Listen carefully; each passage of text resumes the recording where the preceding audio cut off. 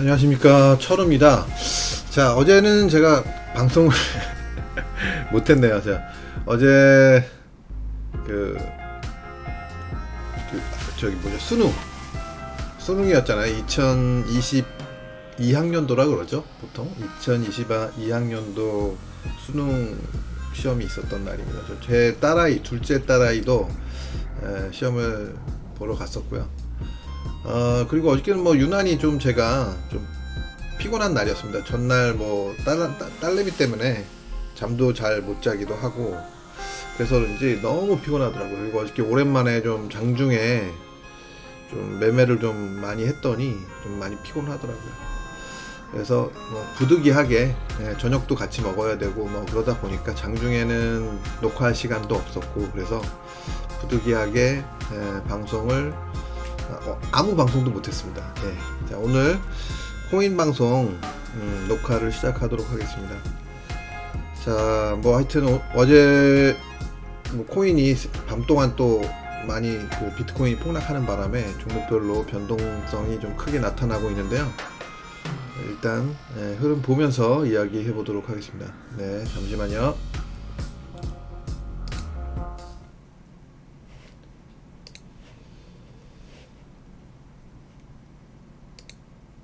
자, 차트 보시겠습니다. 자, 이 비트코인 차트입니다. 비트코인 차트. 제가 이제 어제 그저께 말씀드렸던 내용 뭐 이미 들으신 분들은 기억하실 겁니다. 간단히 말씀드리면 제가 이제 이 부분에서 파동이 어찌됐든 뭐 조정 파동이 됐든 여기가 5번으로 계산을 했던 어쨌든 여기서 파동이 마무리가 된 것 같다 라는 얘기를 드렸고 이제 이후 조정 파동이 나오고 있는데 여기서부터 이제 만약에 만들어진 이제 조정 파동이라면 이런 조정, 그래서 이제 이 조정이 어디서 마무리될 것인가 라는 부분에 대해서는 뭐 제 생각으로는 이제 뭐 많이 내려오면 그 53,000 정도 53K 정도까지 올 수 있을 것 같다라는 말씀을 드렸었고 이게 이제 가장 상승 쪽으로 보는 그 시나리오 중에 가장 해피한 시나리오입니다. 해피한 시나리오. 왜냐하면 이게 그 제가 이제 이 부분에서 제가 말씀드렸던 게 어떤 해석을 하던 이제 여기서 말씀드렸죠. 참. 어떤 해석을 하던 조정은 조정이다.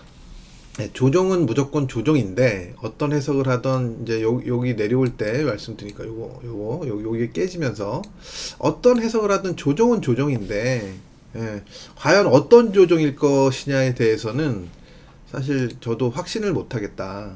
워낙 이제 파동이라는 것이 이제 큰 흐름을 예측하기 위한 어떤 도구이기는 한데 어떤 절대성 뭐 이런 부분들은 굉장히 그 기본적인 수준에 그치거든요. 그래서 아직 저도 그 시장에 나와 있는 책들을 모두 섭렵한 것은 아니고 일부 제가 읽지 못한 책들도 있고 또 그렇다고 또 이게 번역본을 주로 제가 읽었기 때문에 그 해석들이 과연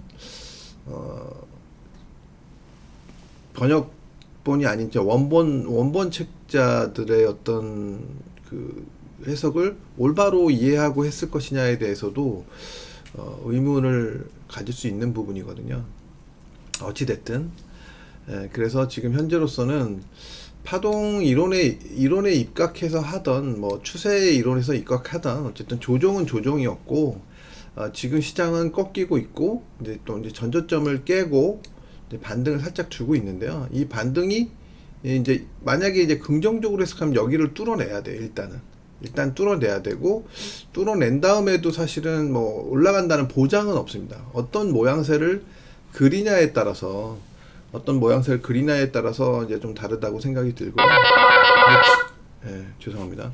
지금 현재로서는 단적으로 어떤 확정적인 이야기를 하기는 쉽지 않다.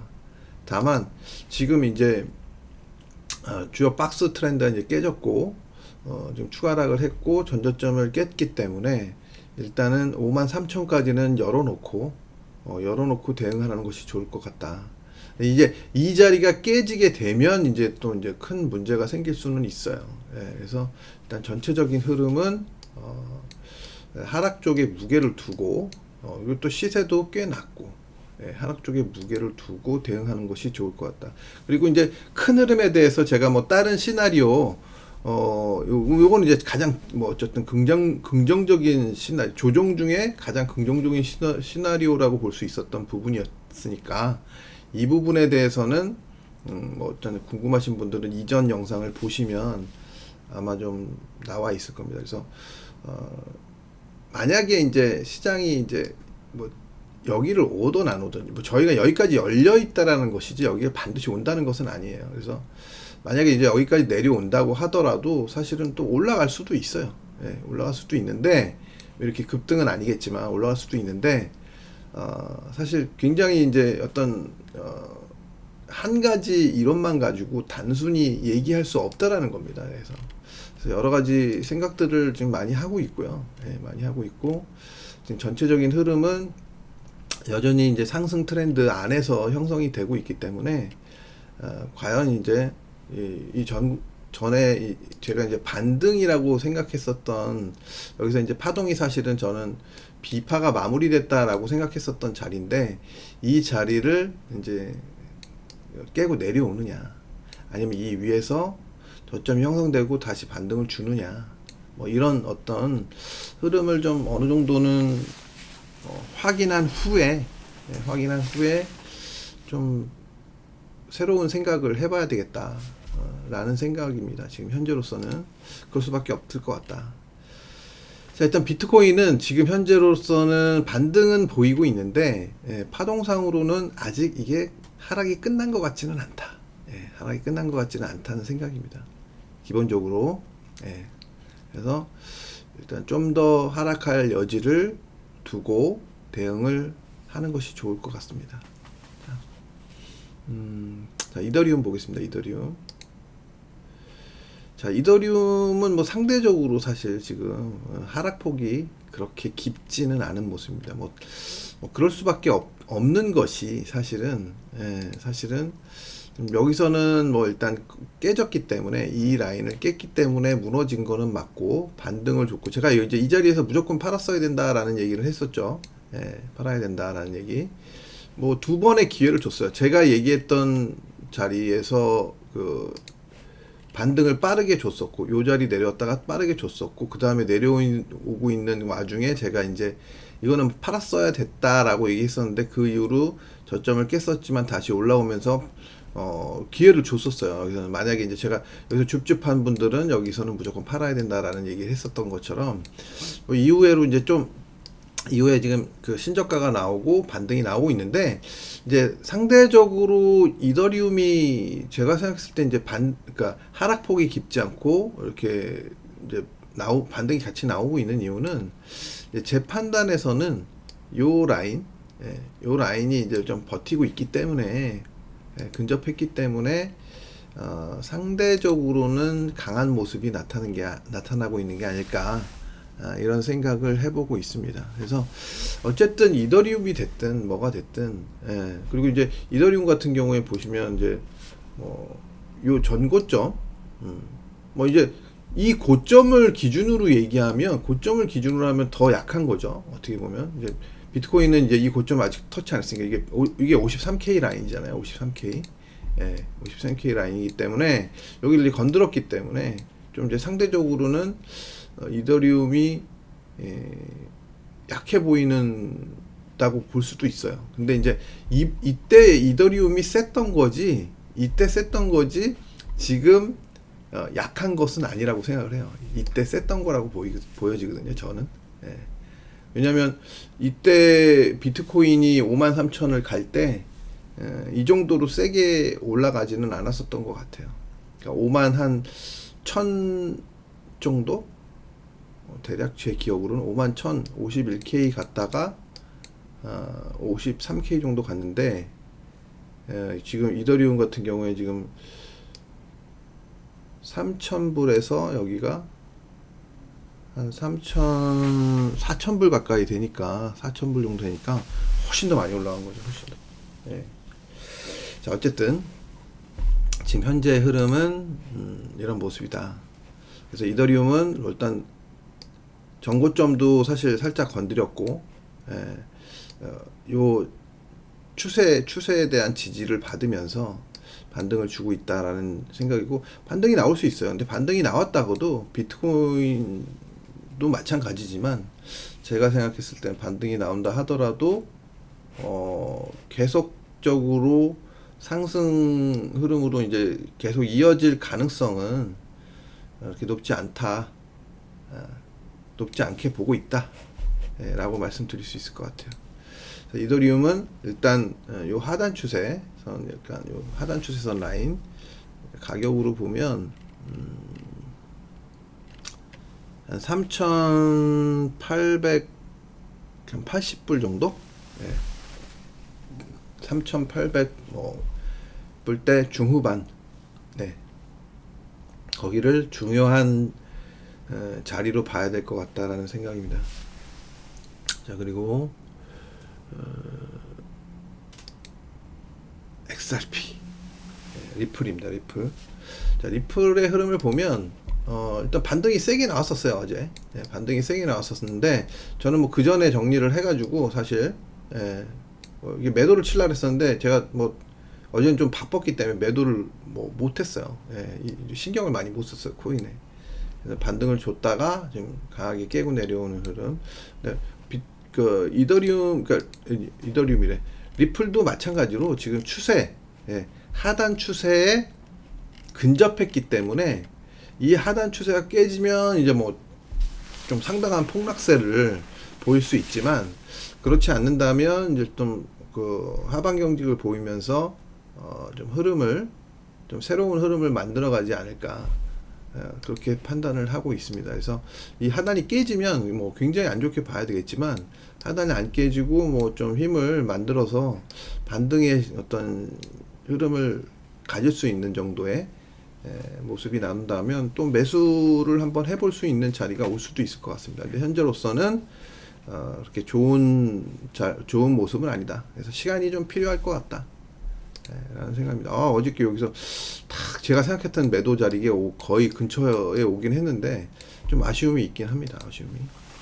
비트코인도 제가 한 62,000까지 그 매도 자리를 낮춰놨었는데, 그것도 역시 성공을 못했어요. 거기까지 못 미치면서 61,000대 조금 넘어서는 정도에서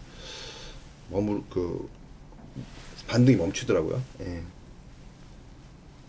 그래서 지금 전체적으로 제가 봤을 때는 심리가 하방 쪽으로 많이 기울어져 있다, 이런 쪽으로 해석이 가능한 것 같아요. 자, 그리고 솔라나 보겠습니다. 그래서 지금 대표적으로 좀 비중이, 그러니까 시가총액이 좀 큰 코인들은 한 4종목 정도 현재 보고 있고, 나중에 봐서 이제 한두 종목 더 추가하는 것으로 좀 생각하고 있습니다. 그래서 솔라나 같은 경우에도 이제 뭐 최근에 이제 시가총액 상위로 올라온 종목인데요. 지금 보시면 이제 요 자리에서 굉장히 강하게 지지를 하려고 하다가 무너지는 모습이 나타났습니다. 이제 흐름이 이제 깨진 거죠. 이게 일종의 흐름이 깨진 거라고 볼 수 있는데요. 일단 좀 상대적으로 다른 코인들에 비해서 많이 안 좋다고 볼 수도 있어요. 전고점을 깨고 내려온 것도 그거지만, 여기도 이제 고점이 있었는데 좀 튼튼한 자리였는데, 이 자리를 여기서 지지를 보이다가 강하게 깨뜨린 거. 물론 이제 하단선에 또 지지 자리가 있긴 있어요. 그래서 여기까지는 열어놔야 되고, 여기가 깨지면 또 그 밑으로 더 내려올 수 있으니까. 그래서 이제 솔라나는 만약에 이 마지막에 있는 이 트렌드, 그래서 이게 한 150불 150불 정도에 있는데, 이런 자리가 깨지면 이제 굉장히 문제가 될 수는 있을 것 같다. 굉장히. 그래서 이런 부분들을 잘 지키는지를 확인을 해야 되고, 지금 현재로는 좋지 않은 것 같아요. 좋지 않은 것 같으니까 이제 조심해야 될 것 같다. 일단 저는 만약에 이제 솔라나가 반등을 줘서 한 215불 에서 20불 사이, 이 정도에서 저항을 보인다면 마진 매도를 한번 좀 고려해 봐야 되지 않을까. 저는 그렇게 생각을 하고 있습니다. 그래서 뭐 할지 안 할지는 상황에 따라서 좀 다르긴 한데요. 예, 지금 가능성은 그런 것 같아요. 그 자리가 좀 가능성이 있어 보이지 않나. 여기서 한 10% 정도 더, 지금 199불, 거의 200불 정도 되니까 한 10% 정도 더 올라가야 되겠네요. 네, 7.5%에서 한 10% 정도. 네. 그러면 이제 한번, 저는 왜 공격적으로 막 하지는 않으니까 일부, 한번 시도해 볼 만한 자리가 아닐까. 자, 그리고, 오늘은 기타 종목에서 이게 뭐 볼 수 있을지 없을지 모르겠어요. 제가 지금 이게 문제는 뭐냐면 다른 코인들을 좀 보여드리고 싶기는 한데 이게 차트 분석이 이게 지금 참 애매합니다. 그래서 만약에 여러분들이 이제 어쨌든 댓글로 코인 분석을 좀 이렇게 남겨주시면 원하시는 코인 분석을 남겨주시면 이제 해드리는데 제가 이제 사실은 이슈 종목 어저께 좀 뭐 많이 올라가고 있는 종목들을 해드리고 싶은데 이게 안 나오는 경우가 있어가지고 일단은 뭐 시도는 해보겠습니다. 시도는 해보는데 안 나오는 경우가 꽤 있더라고요. 그래서 일단 오늘은 최근에 좀 많이 올랐었던 코인들 왁스 또 그리고 뭐였죠? 이 디센트럴랜드였나요? 뭐 이런 것들 한번 일단 왁스 한번 좀 보겠습니다. 왁스 이게 지금 좀 가능할지 모르겠는데 나올지 모르겠는데 왁스 먼저 한번 찾아보도록 하겠습니다. 아니 왁스가 아니라 뭐였죠? 왁스가 아니었는데 참 제가 착각했네요. 왁스가 아니라 왁스가 아니고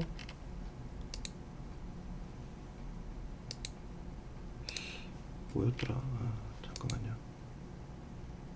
샌드박스. 네, 샌드박스. 왁스가 아니라 샌드박스 보라 뭐 이런 것들 한번 보도록 하겠습니다. 여기 나올지는 모르겠어요. 샌드박스. 샌드박스가 샌드네요.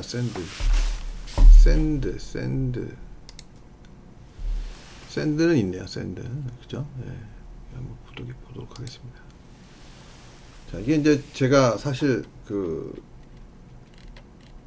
트렌드를 이렇게 살짝 뭐 만들어 놓긴 했는데 정확한 그 저기는 아니에요. 그러니까 이게 기간이 얼마나 있을지는 모르겠어요. 그래서 이게 정확하게 여기가 상장된 자리인지 여기에 이제 지금 이거는 그 바이낸스 차트인데요. 바이낸스 정확하게 알 수는 없습니다. 그래서 지금 현재까지 아직 상승세를 유지하고 있고 지금 뭐 이런 종목에 이제 제가 만약에 이 종목을 만약에 좋게 보고 뭐 차트를 좀 이렇게 서치하고 있었으면 과연 어느 정도 자리에 샀을까라는 생각을 해보면요.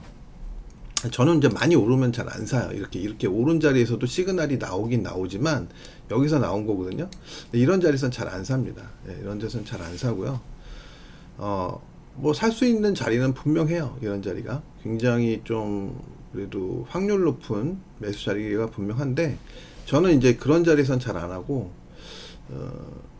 이렇게 이제 이평이 좀 그 아직 상승을 시작하기 전이죠. 시작하기 전에서 이렇게 이제 박스권을 만들어 주고 박스권을 이렇게 만들어 주고 박스권 돌파가 나오는 흐름이 나타나는 자리.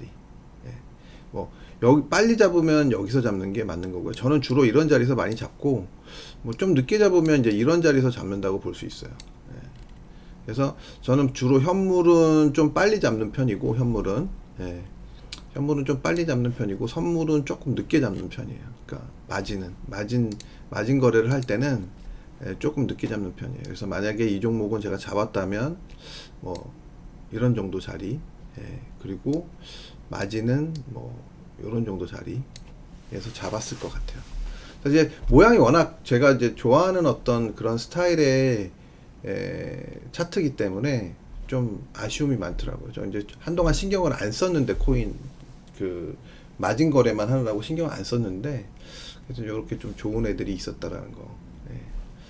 좀 아쉬움이 남더라고요. 뭐 이거 제가 뭐 옛날에는 한번 샀었던 코인이에요. 3월달인가 2월달인가 3월달에 한번 샀던 코인인데, 그때는 뭐 저도 사실 코인 잘 모르고 코인 움직임이나 이런 거에 대해서 잘 모르고 뭐 그냥 대응을 했었기 때문에 그렇게 큰 수익을 내고 팔지는 못했어요. 예. 잘 몰랐기 때문에. 그리고 보라도 있는지 모르겠는데, 이 보라도 사실은 제가 만약에 봤다면 사지 않았을까. 네, 사지 않았을까. 여기는 국산 코인인데도 나오긴 나오네요. 보라. 그죠? 업비트 걸로 보겠습니다. 자, 이것도 마찬가지예요. 제가 만약에 이제 이 코인을 샀다면 어디서 샀을까? 과연 어디서 샀을까라고 본다면, 뭐 이제 최근 국면으로 보면 그래요. 최근 국면으로 보면 이렇게 나눠보고 이렇게 나눠보면 제가 봤을 때는 여기 어디서 샀을 것 같다. 이 코인은. 예. 이 코인은 샀으면 무조건 여기 어디서 샀어요. 뭐 일부는 여기서 팔았을 것 같아요. 여기 어디서. 보통 제가 이제 매도하는 포인트는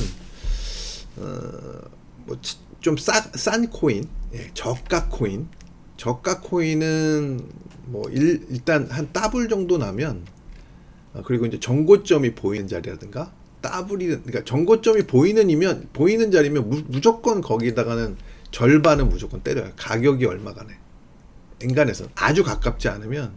그럼 이 종목 같은 경우에는 이제 정고점 라인에서 이제 정확하게 한번 반응을 보인 거 아니겠습니까? 그래서 이런 자리에서 일단 절반은 제가 무조건 팝니다. 무조건. 거의 뭐 무조건이에요. 특히 이렇게 고점이 두 개나 있는 자리에서는 제가 안 팔았을 리가 없어요. 예. 그래서 이런 자리에서는 일단 저는 매도 방법은 이런 자리에서는 일단 절반, 그러니까 여기서 지금 만약에 제가 여기 어디서 샀다면, 예, 여기 어디서 샀다면 보면 가격이 한 250원? 이게 지금 달러인지 원하네요. 한 250원에서 280원 사이에서 샀을 거 아니에요. 그랬으면 여기면 한 더블 정도 나오네요. 그러면 무조건 팔았을 거예요. 예. 반은 무조건 팝니다. 반은. 그래서 이제 원금은 나온 거죠. 만약에 팔았으면. 그리고 나서 이제 조정이 나온 다음에, 만약에 이 조정이 완전히 실패를 하면, 저 같은 경우에 완전 실패하면 이제 도로 내려오는 거잖아요. 내려왔다가 이제 이렇게 반등을 줍니다. 보통 이런 경우에. 그럼 이제 반등의 자리에서 이제 팔죠. 저는 그냥 뭐 더 올라갈 값이라도 반등의 자리에서 파는 경우가 대부분이에요. 근데 만약에 이제 이것처럼 사실은 좀 잘 버텨줬잖아요. 잘 버티면 일단 이제 전고점은 넘어간다고 보고 잘 버텨서 좀 뭐 종목별로 계산을 하는데, 글쎄요, 이건 얼마라고 계산을 했을지는 저도 아직은 모르겠어요. 제가 정확하게 계산을 해보진 않아서. 근데 얼추 아마 제가 생각했을 때는 보통 이제 이렇게 팔 때, 예, 어림잡아서 제가 봤을 때 한 1,500원 전후로 팔지 않았을까. 예, 1,500원 전후로. 정확하게는 모르겠어요. 일단 좀 계산을 해봐야 돼요. 여러 가지로 계산을 해봐야 되는데, 좀 이게 영업 비밀이라 다 얘기 드릴 수는 없고. 예. 자, 그렇습니다. 어쨌든 매수 포인트는 뭐 제가 좀 이것도 사실 많이 가르쳐 드린 거예요. 그래서 많이 안 오르는 주식, 조정을 좀 많이 하고 있는 주식, 박스권을 만들고 있는 주식을 좋아합니다. 저는. 그래서 오늘 요 두 종목 정도 말씀을 드렸습니다. 그래서 어제도 제가 이제 뭐 한두 종목 샀는데 한 50% 정도? 50%. 예.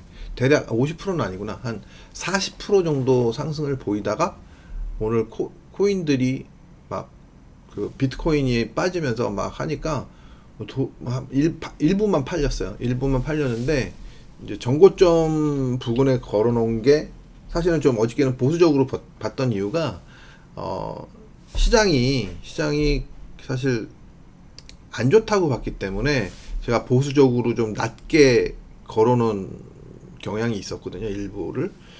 그래서 이제 좀 분할을 조금 여러 개로 했는데, 어제 그 전고점 근처에, 제가 전고점에는 무조건 판다 그랬잖아요. 그 전고점 근처에 놓은 물량이 안 팔렸어요. 안 팔리고 도로 다 내려왔더라고요.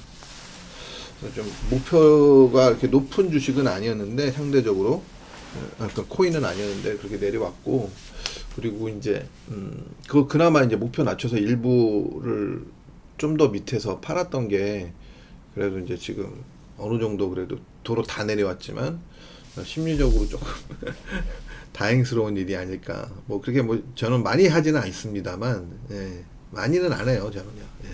분명히 말씀드리지만 굉장히 이것 때문에 막 밤새 움직이는 거, 잠 못 자고 막 이러는 거 너무 싫어하기 때문에 많이는 안 합니다. 그래서